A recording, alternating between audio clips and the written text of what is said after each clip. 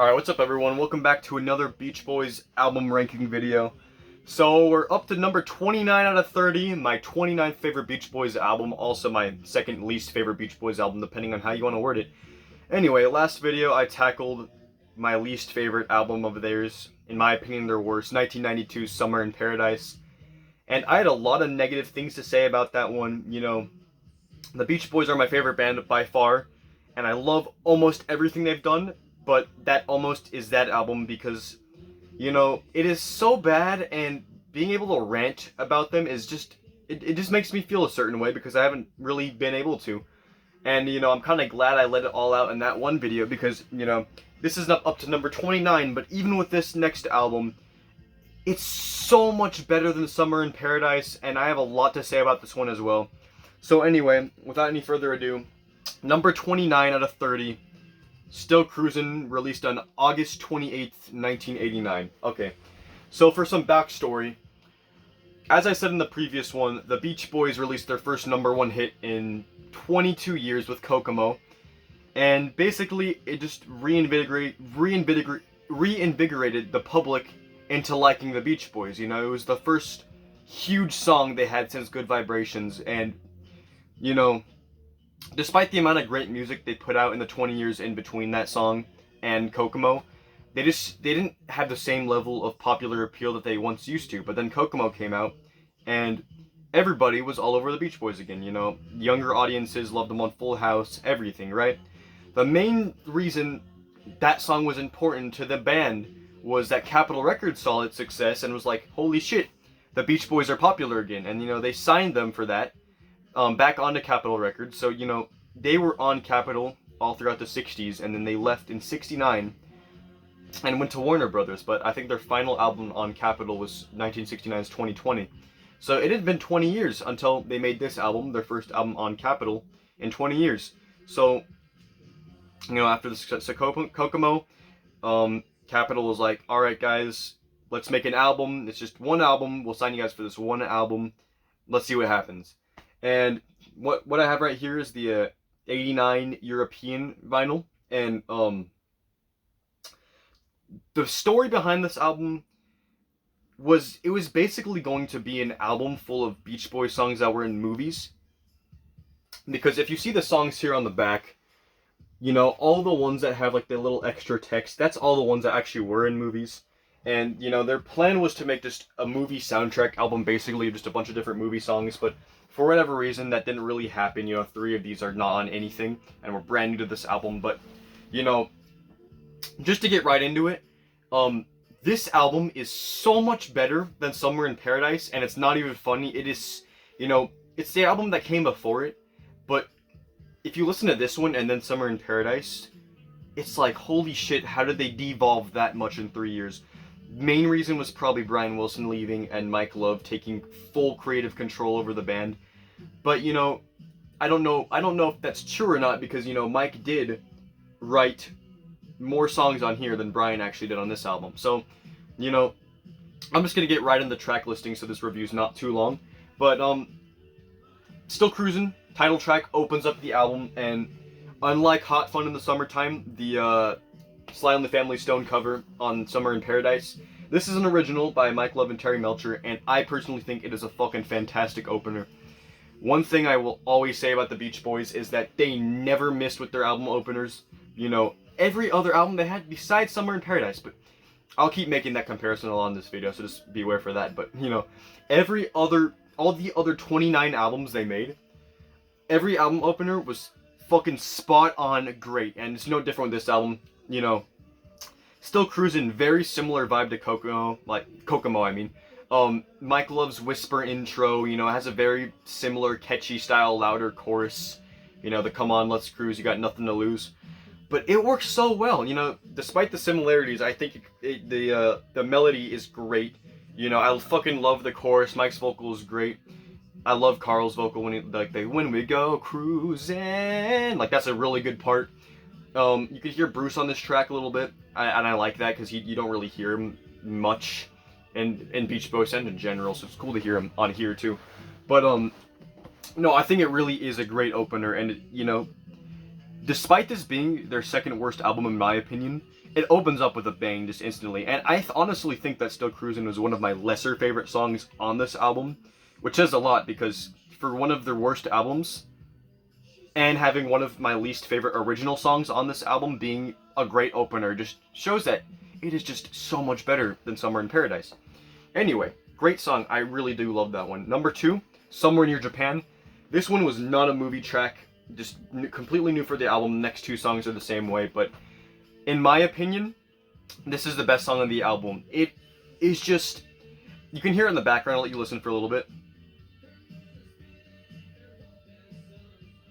You know, you could hear the guitar in the background. It's got a nicer atmosphere. You know, less dated and 80s sounding than the rest of the the 5 original songs on this album that were made for this album.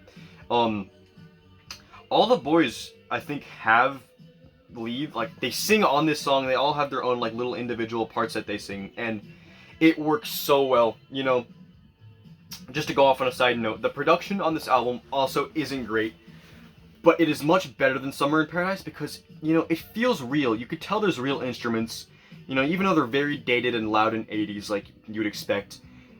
They work. It actually really works with the songs, and I think on this song, especially on Somewhere Near Japan, it just flows in a great way. You know, the guitar solo is very, it's not the most creative thing in the world, but it really works with the melody because, you know, they use an almost like Asian scale on the song for the melody, and like the guitar goes with it really well, you know, just like the chords are playing in the background. And I just really do love that song. I think it is the best song on the album in my opinion. I think that is just a great song, one of their best songs from the 80s. That one was written also by Mike Love and Terry Melcher, but with help from John Phillips from The Mamas and the Papas and Bruce Johnston. But the next song is Al Jardine original, his only original on this album, Island Girl. This one is fucking awesome. It reminds me of just being at like a tropical resort or at the beach or something, and just like a restaurant and hearing this playing there, you know, like by the ocean or whatever. It's just pure like fun tropical paradise music. Carl's lead on the verses is fucking awesome. I really wish he had more leads like this because it just flows so well.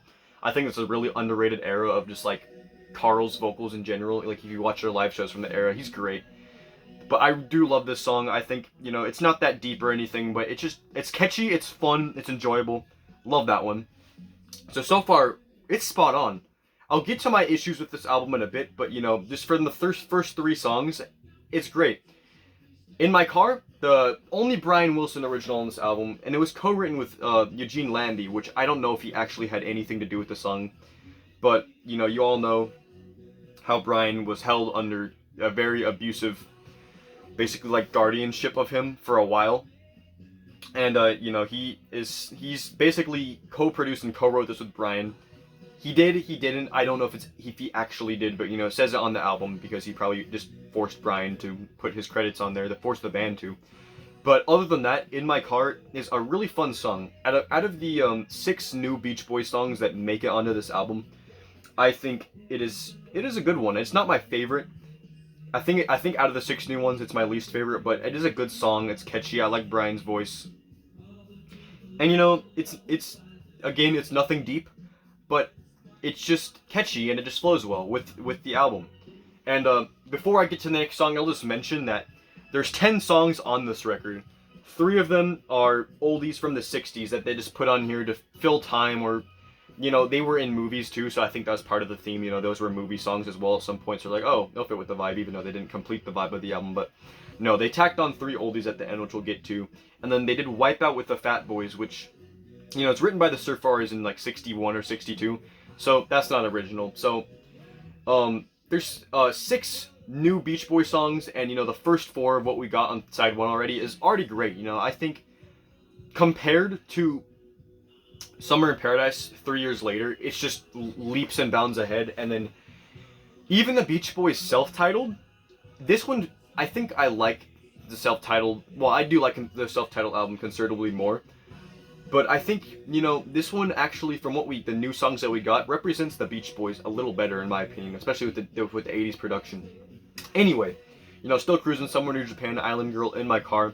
fantastic songs. I really do like all of those, and I think, you know, while they're not grade A capital amazing art or anything, they're great songs. Now, ending off side A, we get the hit I was talking about earlier, Kokomo, and you know, you all know this song. You know it's a huge hit. You know it's catchy. It's probably obnoxious to some of you, especially if, like, I didn't, but for people who probably grew up in the 80s, I don't know if you got tired of the song or not, but um, what can I say? It's a classic fucking song, you know. I would not put it in, like, I wouldn't even put it close to the top 100 Beach Boys songs, if I'm being honest. But it's still a great ass song, you know. There's nothing else really like it. John Phillips, again from the Mama and Papas, he wrote he wrote the original melody of the song, just acoustic. It was like an acoustic guitar demo. If you look it up on YouTube, and you can listen to how it sounds. It doesn't really sound much like the completed song, but basically, it was gonna be a Mamas and Papas song, but then I think John Phillips, you know, took it to Mike Love, or Mike Love asked, and eventually, you know, after adding his own touch to it, Mike basically was like, he made it this Beach Boys hit, and it's just a classic track, you know. Mike's vocal works so well on the verses.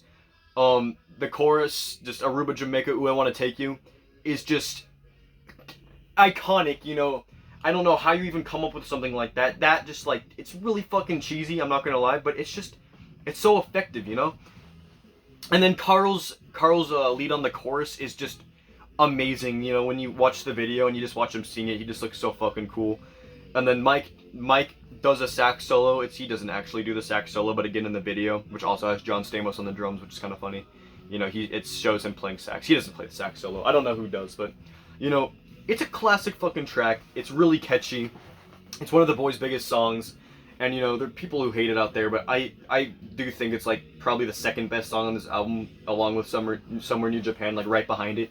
So, you know, side one, I think is great. I genuinely do think side one is really fantastic. So, side two opens up. It was a song I was talking about earlier. So, Wipe Out with the Fat Boys. So, in '87, the Beach Boys and the Fat Boys, who were, I don't know much about them, but I'm assuming they're just, you know, an 80s hip-hop group similar to, like, Run DMC or something. I could be completely wrong, but, you know, they collaborated on this song, this classic 60s surf rock instrumental, and, you know, I don't really consider this a Beach Boys track. I really do consider this a Fat Boys featuring Beach Boys, because, you know, yes, they're on the backing vocals, and yes, the lyrics do reference the Boys at a few times, but, you know, the whole premise of the song is just the Wipeout is the backing to the Fat Boys rapping. And, you know, it's kind of stupid. It's very, very loud and over the top, but I fucking love it. It's just, it's cheesy and dated in the best way possible. You know, this one doesn't feel sterile. Like, you know, Summer of Love and Surfin' off of Summer in Paradise, you know, they kind of have like the same thing going for them, like rap, you know, taking classic songs, not Summer of Love, but Surfin' in general, from Summer in Paradise, you know, take a classic song and rework it. On that album, they just fucking fail. It just misses the mark. But on here, it's great, dude. It's the rap is, I don't know the dude's names from the Fat Boys, but I think there's 2 or 3 of them, and it's just so, it flows so well. You know, I'm not into rap or anything or hip hop, but what I could say from Wipeout on here is it's great. I wouldn't call it, you know, I wouldn't even consider it a Beach Boys song, as I said, even though on the album it actually does say make it Wipeout featuring the Fat Boys, which is interesting because it was released under the Fat Boys as a single in '87 originally. But, you know, not an amazing song just objectively, but it's fucking amazing. It's just amazingly catchy, and I love it. So, you know, that one's not breaking any new ground. Neither the rest. The thing with this album, it's not breaking new ground or new territory for the band, but at the same time, it's still written really well. And even though that song is completely different from the original Wipeout, it fits with the vibe. The production is almost exactly the same, and, you know, has the same fun energy. So I really do enjoy that one. Next up, track 7. This is the last original Beach Boys song on the album. So there's the first side is all Beach Boys originals. 3 of them, Somewhere Near Japan, Island Girl, In My Car, were new to this album. Still Cruisin' and Kokomo were in movies. Still Cruisin' was in Lethal Weapon 2, Kokomo was in Cocktail, and then the last original Beach Boys song that was also in a movie on this album was Make It Big. And it's from the movie Troop Beverly Hills, which I've never heard of. I don't know if you guys have seen it, if it's a good movie or not, but I fucking love this one. Um, all I can just think of is just the synthesizers and Carl's big boomy voice. This one's really fucking fun. I really enjoy the song. Again, it's not like the greatest song you've ever heard. It's not a piece of art that I would hold up to the same caliber of, quality as like anything from Sunflower, Beach Boys Today or Holland or anything. But that being said, it's still a really fun song. And sometimes just fun and inoffensive is all you need to just have an enjoyable music listening experience. And personally, here's where I get to my biggest problem with the album. Okay, so what we had so far was great. It was the original songs, the 6 originals, and the one collab with the Fat Boys were great. But calling this a brand new Beach Boys studio album, well, at least at the time it came out, calling this a Beach Boys studio album is really, really hard. Because even though it is, there's 6 new Beach Boys songs. There's one, it's a Fat Boy song featuring the Beach Boys. So I wouldn't even count that. So you have 6 Beach Boys songs, new ones. And then the last 3, to fill out the album, we get the 3 oldies. So we get I Get Around, Wouldn't It Be Nice, California Girls, ending off the album. They were included, I'm assuming, because they were all on their own respective movies. I don't know. I've never seen any of those movies, but they put them on because I think it fit the vibe of the album, and they're just classic songs in general that, they probably wanted, like, young people of the 80s to get into. And, obviously, all 3 of those songs are absolute fucking masterpiece classics, but there's no reason they have to be on here. I think everything, the 7 songs we got before this all had a very similar vibe, and I think it all worked really well, and it was like a very well-flowing album. But, these last 3 songs, it kind of just makes it seem like Capitol was like, alright, you guys don't have enough songs to make a full album, but we can't just make, you guys can't just put out an EP signing with us, so we'll just put some oldies on the end to fill it out more, make it seem complete. Oh yeah, those are classics, but, obviously, when the songs come out, I love them, but they have no relation to each other in general. Like, yeah, they're all hits, but I Get Around was 64 on All Summer Long, California Girls was 65 on Summer Days, Summer Nights, and then Wouldn't It Be Nice was Pet Sound 66, obviously. So, just, even just those 3 by themselves are pretty different from each other. Wildly different, I would say. I Get Around compared to Wouldn't It Be Nice is just day and night. California Girls is right there in the middle. But, even putting it, like, those 3 together are already not really related, but when compared to the rest of the album and just the 80s sound they're going for, it does not make any sense. And while I say as a full album, I would never skip a song and I fucking enjoy the whole thing, there's only 6 new Beach Boys songs, and that's my biggest problem. It's just a glorified EP. That's basically what it is, because Wipeout was already a single that's not even really a Beach Boys song. And then you have the 3 oldies, which they've been out for 20 years at that point, over 20 years. And, you have Still Cruisin', Somewhere Near Japan, Island Girl, In My Car, Kokomo, Make It Big. I love all of those songs, don't get me wrong, but they're not, like, masterpiece amazing songs, in general. Like, they're great songs, they're fun, but, they're not like, Please Let Me Wonders and You Still Believe in Me's and fucking Cabinescence, they're just, Still Cruisin', In My Car, Make It Big, they're not the highest level of quality songs that Beach Boys wrote. So basically what it comes down to with this album is I genuinely really enjoy it, and I feel bad putting this at 29, but the new songs they did have on this album they just weren't anything creatively, like, expressive. They're good, they're catchy, they're fun, they fit the Beach Boys at this certain time period, they go with the times, but, compared to the other albums I'm gonna put right around this, right above it, still very low. While those albums might be less consistent in terms of flow, they reflected a band at that time, trying different things, and This one kind of just feels like they're writing fun pop songs for the masses to try to get hits again, which is, there's no problem with that, because that's what they did in the early 60s. But, you know, if you compare this to, like, MIU or LA, do I enjoy this album more than those? I think so. But it is not better, because, you know, even I'll get to MIU and LA in upcoming videos. You'll see them up. But while those aren't, I don't say those are as consistent as this album all the way through, just in terms of just a good song from good song to good song. They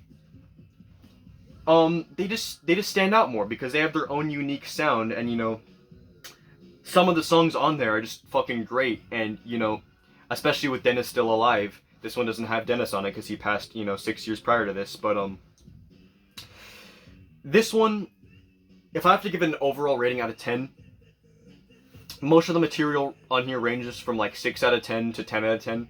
I'm gonna be honest, like, Somewhere in Japan's like a 9 out of 10 song, same with Kokomo, and the oldies are obviously 10 out of 10. So, you know, as a complete album, it flows really well. I'm gonna be honest. It flows really well. It's fun, it's catchy, I do like the songs on here. But it's not really an album. That's my biggest problem. It's a glorified EP with 3 old songs and a Fat Boy song. So, that being said, while I really enjoy this album, it's just another oddity in their discography, and I'd probably have to give it a 6 out of 10. Just because, as I said, the new songs aren't anything groundbreaking. While enjoyable, they're just simple pop songs, and, you know, the other songs were just tacked on to fill out the album, which in my opinion, just adding filler for no reason. Just adding filler to fill an album, you know, like, I get if they wrote new filler, I think that would even have been better than putting the old songs, but putting, you know, old shit on this album to fill it out kind of, you know, devalues it a lot. So, you know, I think you guys should definitely check this one out, because it's not on streaming, so it'll be on YouTube, but it's not on Spotify or anything, which is pretty interesting. But I think you guys should check this one out. It's very short. I just think it's an interesting album, you know. The songs on it are really good. It flows well, but I just think it's just doesn't compare to most of the discography. And, you know, overall, yeah, a 6 out of 10. So this one would be like a D tier album. Again, I'm gonna do a tier list video, or not even, I don't even know if a video. I'll just post my tier list once I'm done with all these. But, you know, overall, I think Still Cruisin' it's a solid collection of songs, but there's no rhyme or reason for them being together in the way that they are. And I think my biggest complaint is that there's not enough new songs. So let me know what you guys think about this album in the comments. You know, let me know your favorite song. You know, most of you guys will know Kokomo, but you know, if you want to take a song off this album that you haven't heard before, Somewhere Near Japan is amazing. You know, I definitely recommend to check that album out.